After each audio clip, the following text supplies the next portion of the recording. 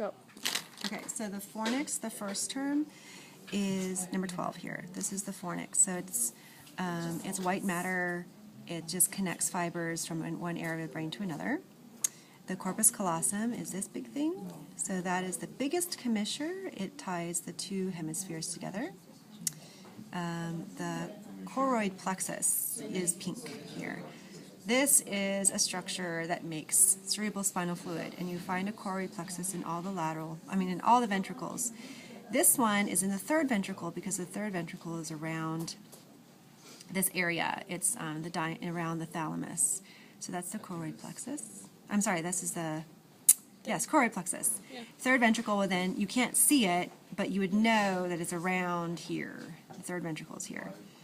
The central canal is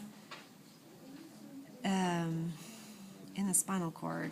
I'm not sure what central canal in the brain is, so skip that. You don't need to know central canal. Epidural space is not on the brain model either. It's just something you need to know. It's actually on the spinal cord model. The sella turcica is a structure of, it's not on here, it's a structure of the skull that holds the pituitary gland. The arachnoid mater is another, not on here. Pituitary gland is this guy. The pituitary gland holds on to the rest of the brain by this infundibulum, so that's the stalk. The intermediate mass is this little guy, the brown dot, which is the center of the thalamus. So the thalamus would be in this region, and it's this little guy connects the two lobes of the thalamus. So that's the intermediate mass. The medulla oblongata down here. We turn it, the pyramids are the very, very front of the medulla oblongata.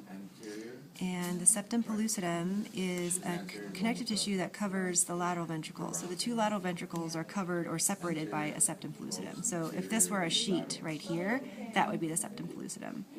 If this sheet was taken away and you would see a space, then that would be the lateral ventricle. Okay, so the fourth ventricle is here. So basically it goes lateral ventricle, third ventricle here, cerebral aqueduct, so the fluid flows through the cerebral aqueduct into the fourth ventricle, which is a widening here. The fourth ventricle flows down into the spinal cord, the central canal of the spinal cord. The pons is right here, this little guy that sticks out, and the pons is part of the metencephalon, which is together with the cerebellum, these two.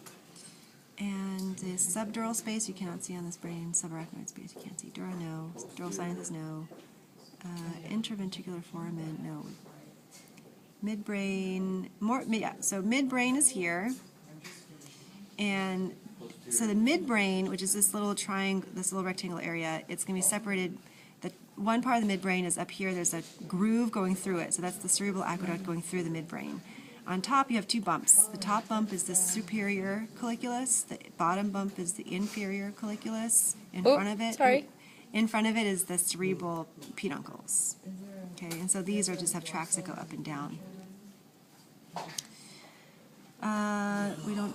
That's the cerebral aqueduct. And then the cerebellum. So the cerebellum, arbor vitae, is the white matter that's kind of branches out and looks like a tree.